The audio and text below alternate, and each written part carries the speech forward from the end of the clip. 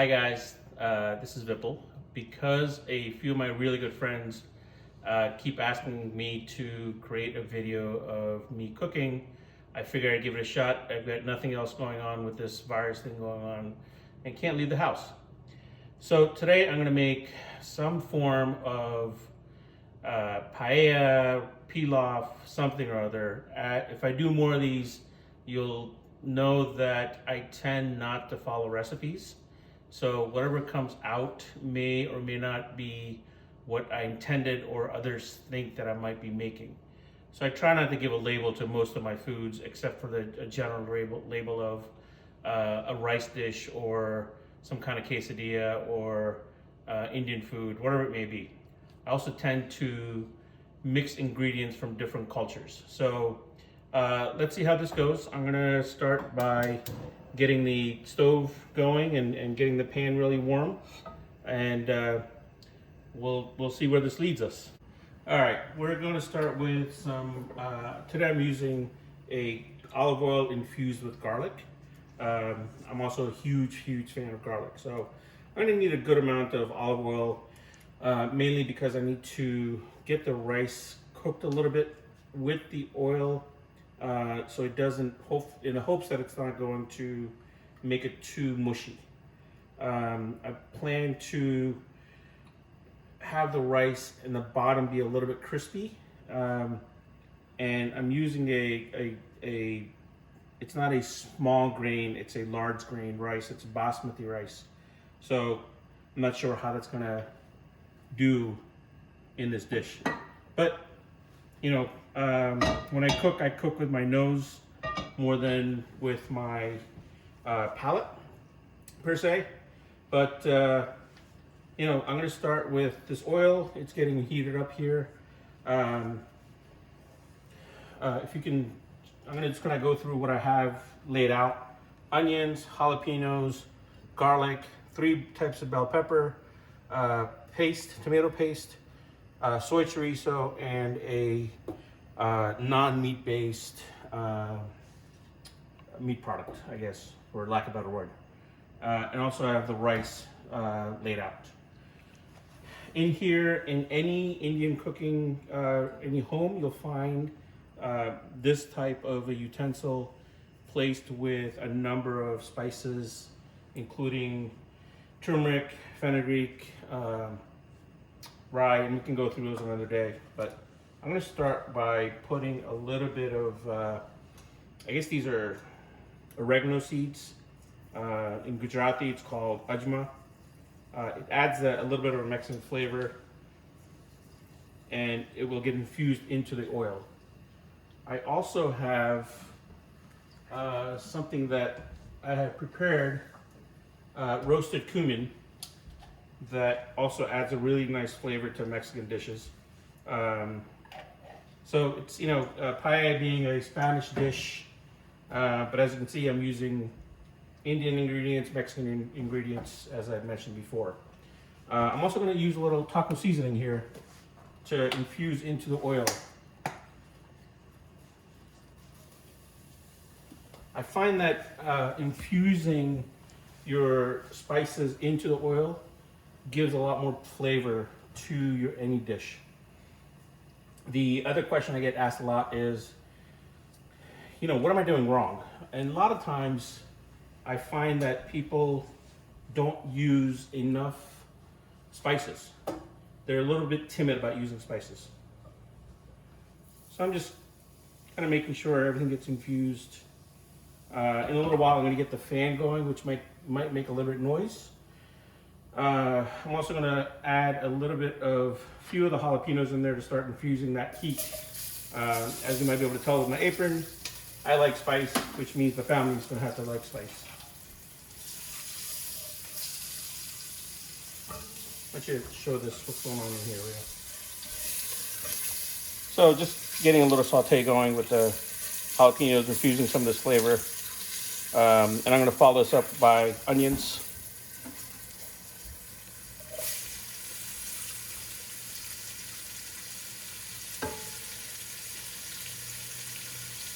I think a lot of times, if you're doing this with mushrooms or something, you might want to do the mushrooms first to infuse that mushroom flavor, but I don't know. Again, this is the very first time I'm making this dish. I did not add any salt to the onions. I'm gonna have to turn the fan on, sorry.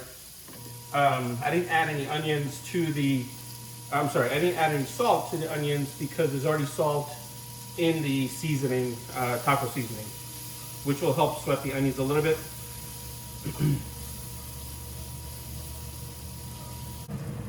All right, so I've got the onions sweating over here, and just kind of smelling this.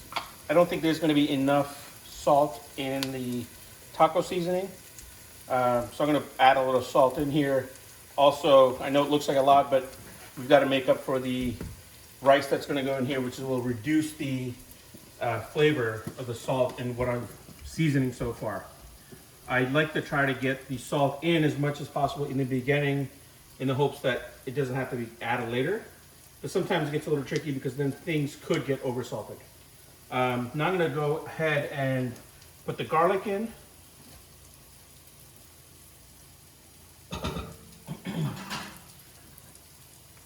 You want to be careful about putting the garlic in too early.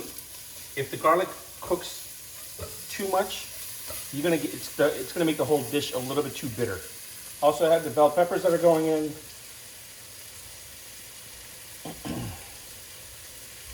Now, some would argue that you should put the meat products in before you do this, but I like to saute everything together first, and then let everything infuse later, because it will also help me burn off a little bit of the water that's in the vegetables.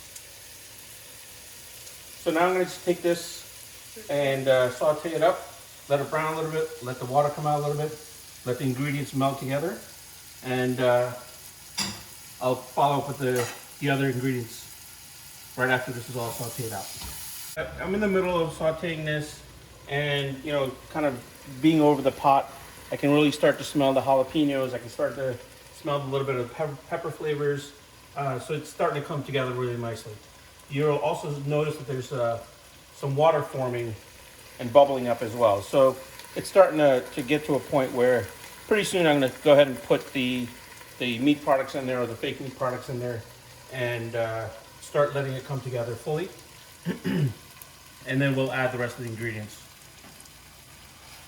You'll notice here that the ingredients are really starting to come together. The color is changing. The orange of the orange pepper, bell pepper is changing a little bit. The yellow's still in there nicely, but it's fading away. One ingredient that I really like to use in a lot of my cooking is turmeric. I love the flavor. I love the spice that it puts together, and it's extremely healthy for you. In India and Asian cultures, a lot where they use turmeric, it's has a lot of antioxidants, and it's an anti-inflammatory. So I actually love using it in most of my cooking that I do like this. The yellowness of the turmeric, you're going to start seeing a little bit in here, and I'm going to go ahead and put the soy chorizo in here, which already has a lot of flavor. It's got a really nice kick to it, and I use this often to make various dishes. And then this is just the meatless meat product here.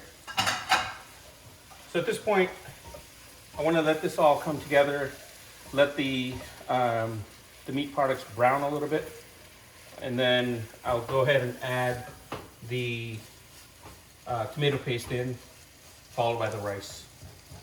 Take a look at the ingredients now. They're nicely cooked. You got a nice browning of the meat products.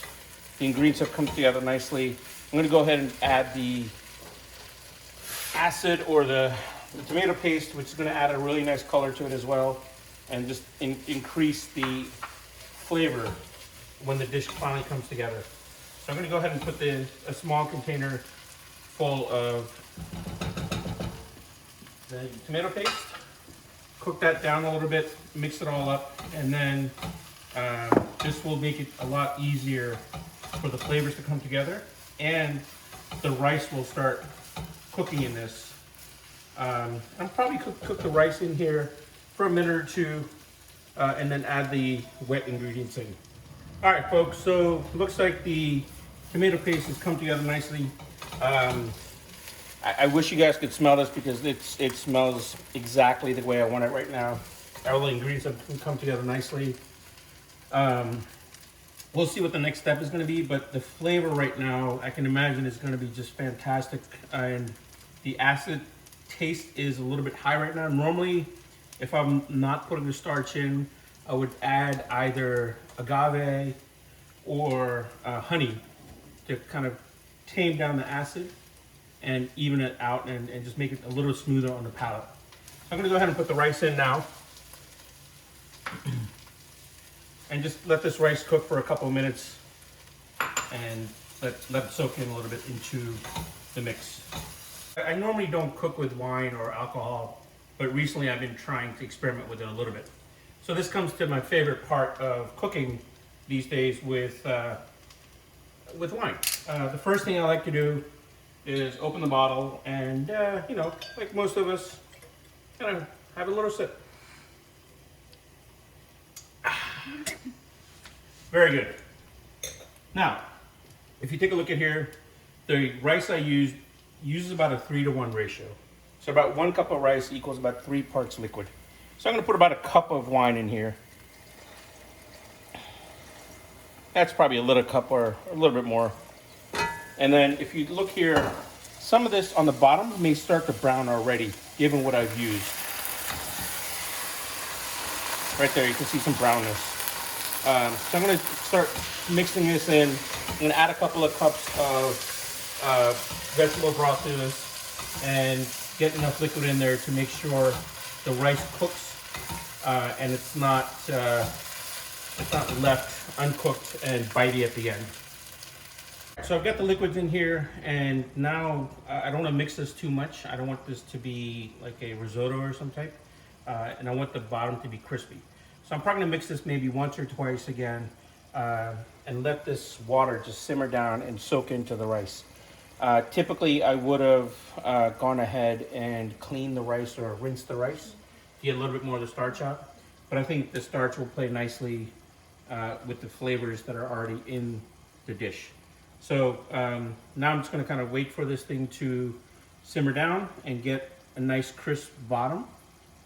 This pan is a little bit larger than one would normally use.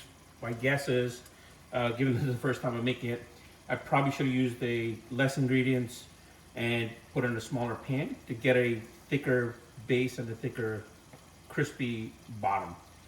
So let's see where this ends up. This has been simmering for a little while. It got it to a boil, and the ingredients have been kind of sitting still for maybe 10-12 minutes so far. And if you come take a closer look at this, you'll notice that there's a lot of bubbling going on, which means that it's still a lot of liquid in there. So it has some more time to cook, and it'll also give some more time for the rice to cook as well, which is going to take a little bit more time. It could be 10 minutes, it could be 25 minutes. Given I don't follow directions well, nor do I will measure things most of the time. I'll just have to kind of watch after it and see how things end up, and we'll see what happens in anywhere from 10 to 25 minutes. All right, folks, looks like this is all taken care of. It's all done. I don't know how long it's been, maybe about 10-15 minutes since we started this process. I'm gonna top this off with a little cilantro, and basically, dinner's ready. And then, you know, if you take a look here, there's no water. For a while it was steaming from the sides. The steam has stopped, and I'm not sure if you can see it on there, but right around the edges it's starting to get a little bit dark. So I want to get it to crispy but not burnt. So I'll top this off. If anyone would like to discuss this, because I will not have a recipe, please feel free to message me, and maybe we can just touch base via video or a phone call. Thank you.